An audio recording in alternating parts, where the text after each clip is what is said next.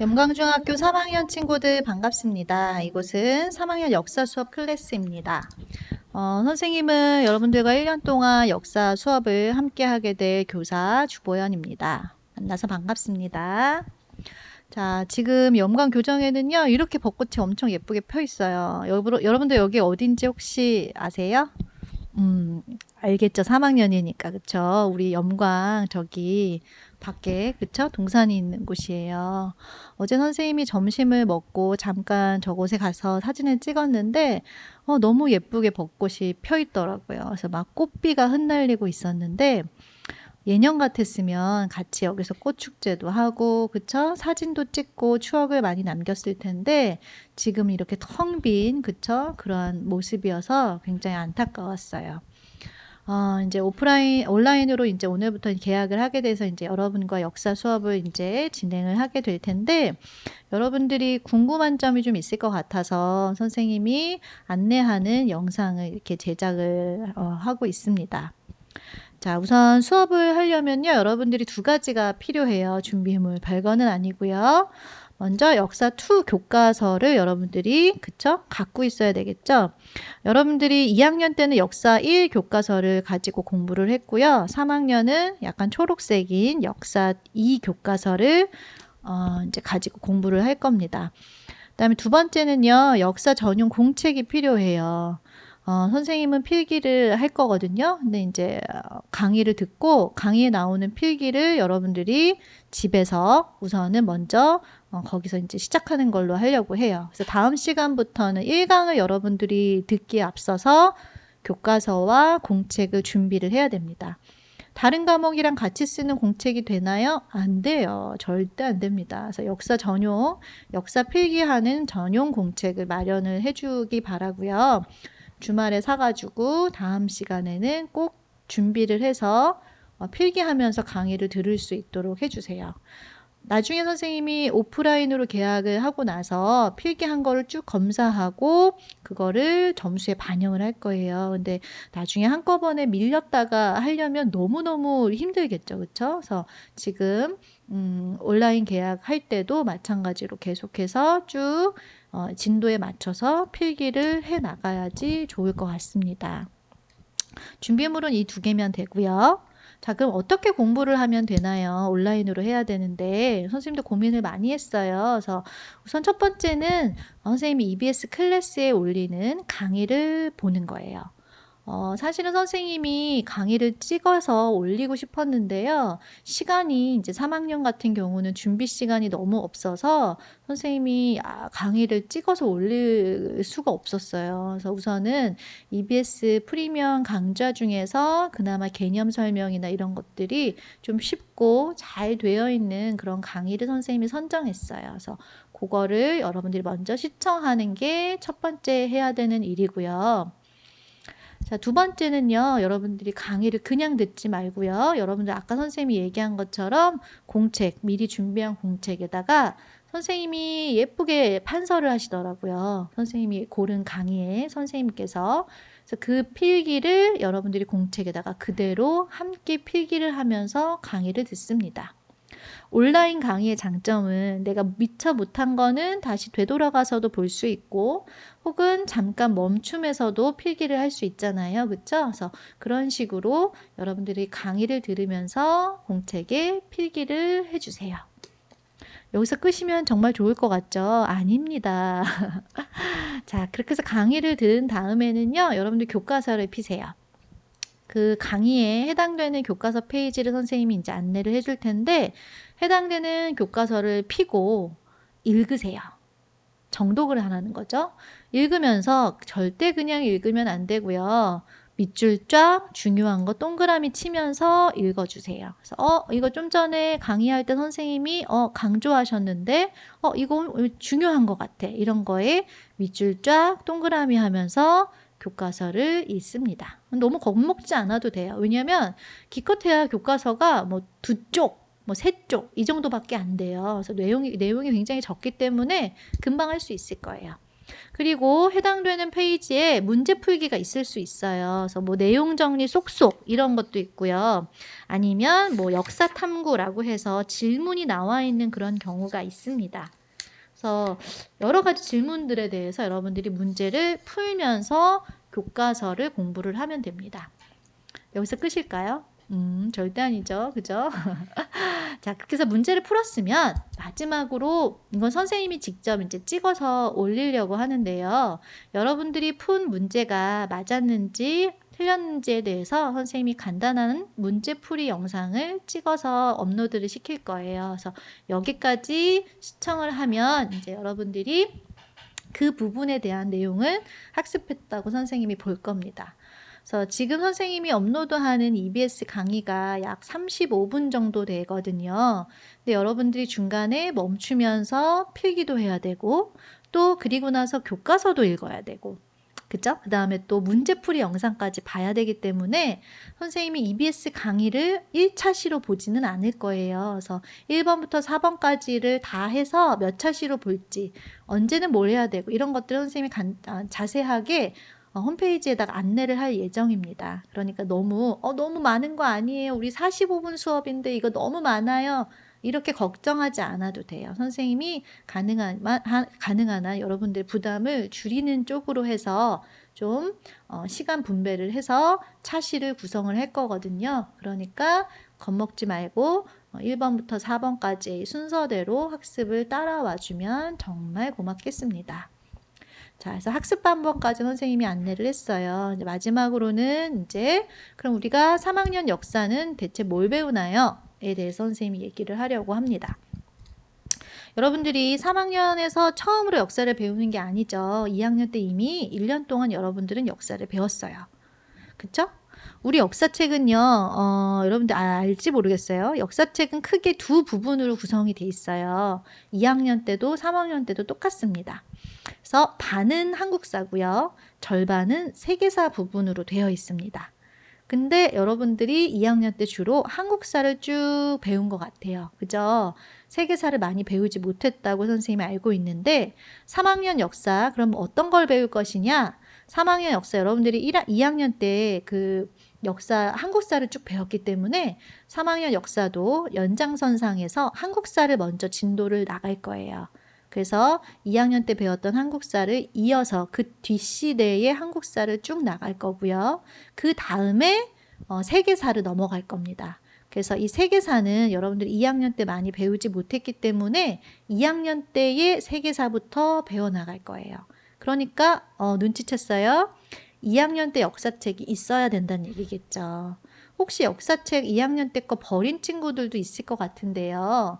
버리면 곤란합니다. 왜냐하면 2학기 때 세계사 배울 거거든요. 2학년 때 거부터. 그래서 없는 친구들은 어떻게 또 마련을 좀 해봐야겠죠. 그쵸? 자, 그래서 우선 3학년 지금 온라인 계약에서는 3학년 교과서의 한국사 부분부터 진도를 나가려고 합니다. 근데 문제는 우리가 2학년 때 배웠던 한국사 기억이 나는지 당연히 나지 않겠죠? 그렇죠? 그럴 거라고 생각해요. 그래서 선생님이 기억을 소환하는 차원에서 여러분들이 2학년 때 뭘 배웠는지에 대해서 아주 정말 5분 안에 훑고 지나가 보려고 합니다. 기억이 날까요? 이거 들으면 또 조금 기억이 날 수도 있어요. 여러분들 시대 구분이라는 말을 들어봤어요? 시대 구분? 2학년 때 배웠을 수도 있을 것 같아요. 이 시대 구분은 우리나라 시대 구분, 우리나라만 하는 건 아니고요. 그냥 전 세계적으로 보편적으로 하는 시대 구분이에요. 역사학자들이 이제 역사를 쭉 공부를 해봤더니, 이상해. 이 시기부터 이 시기는 뭔가 비슷하네. 뭔가 공통적인 특징이 나타나잖아. 그럼 우리 이 시기를 이렇게 묶어볼까? 그래서 이 시기를 묶어가지고 고대라고 한번 해보자. 라고 시대를 구분하기 시작했어요. 그러다 보니까 그 다음 시대, 이때부터 그럼 또 이때까지는 또 좀 비슷해. 공통적인 특징이 나타나네? 그럼 이 시기는 뭐라고 할까? 우리 중세라고 한번 해볼까? 라고 하면서 비슷한 특징이 나타나는 시기를 구획을 나누어서 고대, 중세, 근세, 근대. 보통은 이렇게 시대를 구분합니다. 이 시대 구분은 여러분들 머리 아프라고 외울 거 하나 더 추가시켜 주려고 하는 게 아니라고 했어요. 그쵸? 이렇게 여러분들 특징적으로 그 시기를 파악하기 좋으라고 어떻게 보면은 편의를 위한 시대 구분이라고 볼 수 있는데요. 우리나라도 마찬가지로 이러한 보편적으로 시대를 구분을 하는 고대, 중세, 근세, 근대가 있어요. 그래서 우리나라의 그 고대는 언제부터를 고대라고 하냐면요. 고조선일까요? 아닙니다. 우리나라의 고대는 삼국시대부터를 고대라고 해요. 고조선이 맨 최초의 국가지만 고조선은 고대 국가로서의 특징을 갖추지 아직 못했거든요.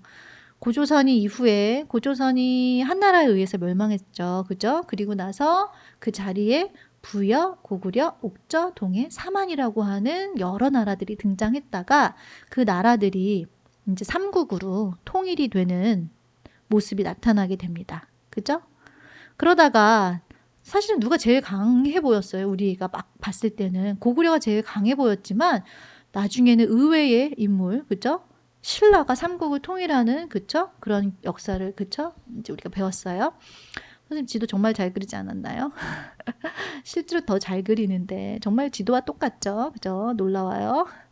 신라가 삼국을 통일을 하긴 했지만 안타깝게도 신라는 어떻게 보면 절반의 통일이었어요. 그래서 당의 도움을 받은 신라는 이렇게 절반만의 통일을 했어요. 그래서 옛날에는 사실 이 시기를 통일신라 시기라고도 불렀지만 요즘은 이 시기를 뭐라고 불러요? 남북국 시대라고 부릅니다. 그럼 북쪽에는 뭐가 있었을까요? 맞았어요. 물론 맞춘 친구도 있어요. 엄청나게 드넓은 영토를 차지했었던 뭐가 등장하죠? 맞아요. 대조영이 세웠던 발해라고 하는 나라가 등장했습니다. 그래서 남쪽에도 나라가 하나 있고 북쪽에도 하나 나라가 있네. 그래서 우리는 이 시기를 남북국 시대다라고 불렀었어요. 근데 그러다가 이 신라가 잘 가다가 나중에 다시 어떻게 돼요? 후삼국이 되죠. 그래서 그 중에서도 후고구려에서 나온 누가? 태조 왕건이, 맞아요. 고려 왕조를 새롭게 개창을 하고 진정한 의미의 어떻게 보면 삼국 통일을 하게 됩니다. 그래서 고려 왕조가 이제 우리나라의 중세라고 볼 수 있어요. 약 500년 정도 되는 역사를 가지고 있는 고려 시대는 굉장히 무수히 많은 외적의 침입을 외세의 침입을 받았던 시기예요. 그래서 뭐 거란, 여진, 몽골과는 막 40년 동안 항쟁하고 결국에는 간섭을 받는 힘들었던 역사를 가지고 있었던 고려 시대, 그죠? 중세입니다. 그러면 그 다음에 우리나라의 근세는 어느 시기일까요?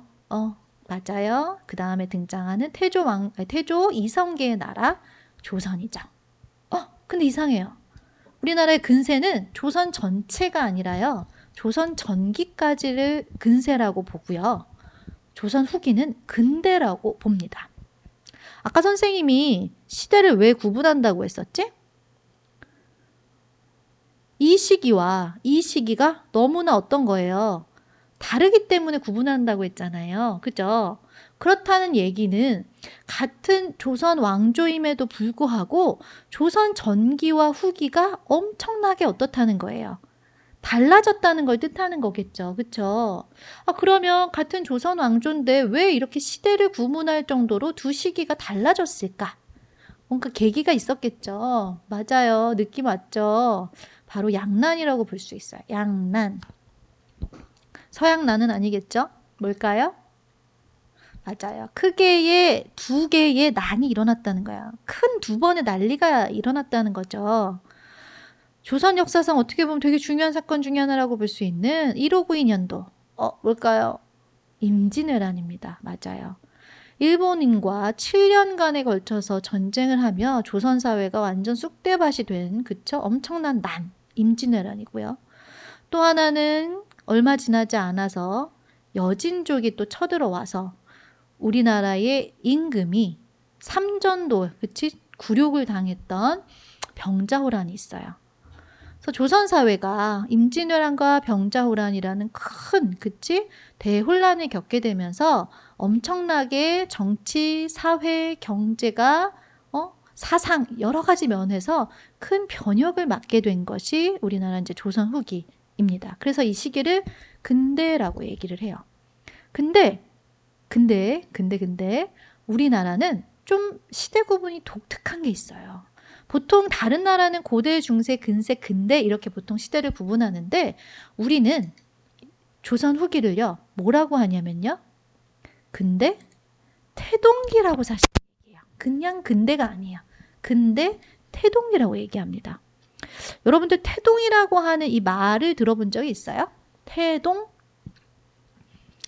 모를 수도 있어요. 어려서. 보통 이제 태동이라고 하는 말을 언제 많이 사용을 하냐면 임산부가 임신을 한 여자가 뱃속의 아이가 움직일 때 나 태동이 느껴져. 이렇게 말을 많이 하거든요. 태동. 동은 움직일 동이겠지. 이 태는 태아를 나타내는 거겠죠. 그러니까 이 조선 후기라고 하는 우리나라의 이 시기는요. 완벽한 근대는 아닌 거야. 완벽한 근대의 특징이 나타나지는 않지만 근대와 비슷한 모습들이 나타나는 시기라서 근대 태동기라고 부르는 거예요. 여러분들 뱃속에 있는 아이 태아의 사진을 본 적이 있나요? 없을 수 있어요. 요즘 근데 이제 시대가 좋아져서요. 막 3D 사진, 막 이렇게 태아의 사진을 볼 수 있거든요. 뱃속에 있는 아이의 사진을. 근데 막 예쁜 우리 아가 하고 사진을 보면 어떠냐면요. 되게 이상해요. 막 외계인 같다고 느껴지는 그런 태아의 모습 사진을 볼 수 있는데요. 이 태아는요. 아직은 완벽한 인간의 모습을 하고 있지는 않아요. 그죠? 미성숙해요. 미완성이에요. 그죠? 그러한 걸 태아라고 하고 그 아이가 움직이는 걸 태동이라고 하잖아요. 그러니까 우리나라의 조선 후기는 완벽한 근대적인 특징이 나타나지는 않습니다.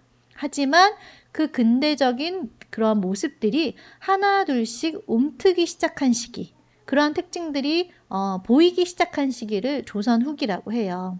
그럼 왜 우리나라만 이렇게 독특한 시대 구분을 하게 됐냐? 조선 사회가 어떻게 되죠, 여러분들? 여러분들 옛날에 이거 혹시 외웠나요? 태정, 태세, 문단세, 예성, 연중, 임명선, 광인, 요연, 숙경영, 정순, 원철, 고순. 조선의 역대왕이죠. 선생님은 사실 조선 보통 배우기 전에 이거를 외우라고 시켜요, 아이들한테. 왜? 이거 외우면 굉장히 공부하는 데 도움이 많이 됩니다. 그래서 이 기준으로 보자면요. 이 선조 때 임진왜란이 일어나요. 그래서 보통 여기까지를 조선 전기라고 많이 봐요. 딱 뭐 정답은 아니지만. 그다음에 병자호란이 일어난 거는 인조 때거든요. 그래서 요 시기를 기준으로 이제 조선 후기로 넘어간다고 보는데, 자, 그럼 추억을 다시 한번 또 소환해 볼까요? 여러분들 이 시기 왕 기억나요? 뭐 했었는지? 선조 때 임진왜란이 일어나고 광해군을 지나서 요 시기는 무슨 시기냐면 붕당 정치가 있었던 시기였어요. 그래서 여러 당이 생겨나고요. 뭐 남인 북인, 그치? 노론 소론 뭐 이렇게 당이 생겨나고 처음엔 당이 여러 서로 의견을 조율하고 그치? 합의를 하고 이러한 붕당의 모습을 나타냈지만 점점 뒤로 갈수록 붕당 정치가 어떻게 됐어요? 변질됐었죠. 그래서 붕당 정치가 변질되면서 한 당이 모든 것을 다 차지하고 나머지 당을 어떻게 다 뭐 처단하고 막 이런 식의 변질된 모습들이 나타나게 되면서 아이고야 다른 색깔 영조와 정조가 이러한 붕당의 여러 가지 문제점을 어떻게 해결하기 위해서 개혁을 하죠. 이 개혁의 이름이 뭐였습니까? 탕평책을 시행을 하잖아요. 그래서 더 이상 당을 가리지 않고 인재를 고루 등용하겠다라는 취지의 개혁을 쭉 펼쳐나가게 되죠.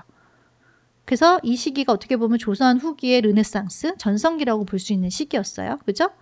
하지만 안타깝게도 정조가 어떻게 됩니까? 갑자기 죽죠. 엄청나게 왕권을 강화시켜 놓고 개혁을 막 다 진행을 하는 과정 속에서 후사가 없이 갑자기 이제 승하를 하게 되면서 어린 왕, 그쵸? 3대에 걸친 순헌철, 무슨 정치가 나타나죠? 세도 정치식이라고 하죠. 그죠? 그래서 이때 엄청나게 많은 부정부패가 일어나면서 정말 나타날 수 있는 모든 사회적인 문제점들이 표면으로 떠올랐던 시기였어요. 드라마로 치면 막장 드라마. 그쵸? 그런 시기였어요. 기억이 나는 것 같죠? 그죠? 그래서 우리가 어디까지 2학년 때 배웠냐면요. 여기까지 배웠어요. 이것밖에 안 남았어. 이제 우리는 조선왕조 뭐만 남았어요. 이제 초록색 해볼까요? 고순만 남았어요. 이렇게 되면 조선왕조가 어떻게 된다는 거예요? 멸망한다는 얘기겠죠. 선생님 지금 무슨 얘기하다 여기까지 왔어요? 시대 구분 얘기하다가 여기까지 왔죠? 그쵸? 이 이후에 그러면 왜 우리는 조선 왕조가 끝납니까? 이미 알고 있어요. 그죠? 일제의 식민 지배를 당하면서 일제에게 국권을 빼앗기게 되면서 조선 왕조가 끝나게 되잖아요. 그래서 사실 우리나라에 있는 독특한 시대 구분이라고 할 수 있는 태동기라고 하는 거는 이 이후에 우리나라가 어떻게 됐기 때문이에요. 식민지가 됐기 때문에 우리 스스로 근대화할 수 있는 그런 여건이 되지 않았다는 거죠. 하지만 우리는 식민지 되기 이전에 우리는 계속 근세에 머물러 있었던 것이 아니라 근대적인 모습이 나타나고 있었다는 것을 어떻게 보면 조금 강조하기 위한 시대 구분이 바로 태동기라고 하는 독특한 시대 구분이라고 할 수 있다는 거죠. 자, 그래서 우리 이런 것들까지 배웠던 것이 2학년 때 우리가 배웠던 역사였어요. 자, 유지 안 하겠어요. 자, 그래서 그런 내용들을 우리가 배웠는데 그러면 이제 우리가 3학년 역사에서는 뭘 배우느냐? 자, 이거는 여러분들 3학년 역사 2교과서의 목차 부분입니다. 크게 1단원, 2단원, 3단원이 한국사 부분인데요. 1단원은 무슨 내용일까요? 고종과 그쵸? 그 조선에 남아있는 두 왕시대의 얘기예요.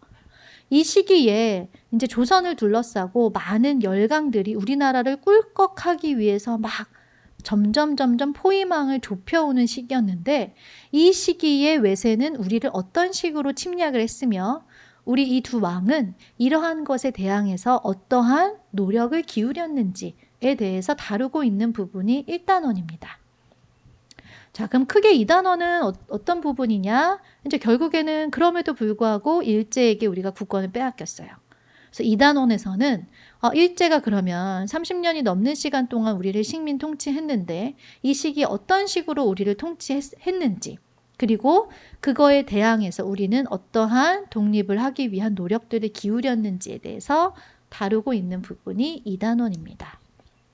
자, 그다음 마지막으로 3단원은 드디어 우리가 해방을 맞이했어요. 그죠? 해방을 맞이했지만 그 이후의 일도 순탄치 않았습니다.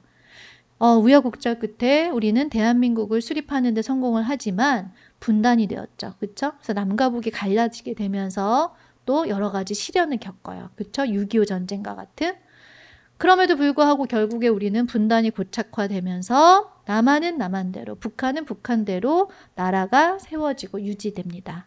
그래서 우리 남한은 대한민국은 그 이후에도 또 여러 가지 민주주의적인 시련을 겪으면서 어떤 식으로 역사가 흘러가는지에 대해서 배우고 또 북한도 어떠한 변화가 있었는지 또 이러한 남과 북은 어떠한 통일을 위한 노력을 기울였는지 또 우리를 둘러싼 동아시아, 중국과 일본은 어떤 관계를 맺고 그쵸? 흘러오고 있는지에 대해서 마지막으로 배우는 부분이 3단원의 내용이라고 볼 수 있습니다. 대강 감이 잡히나요, 여러분들? 너무 어려울 것 같아요. 절대 겁먹지 않아도 되는데. 자, 이렇게 해서 선생님이 이제 3학년 들어와서 여러분들이 배워야 될 역사의 내용, 그 다음에 어떤 식으로 공부할 건지, 준비물은 뭔지에 대해서 간략하지 않았나요? 길게 설명을 했습니다.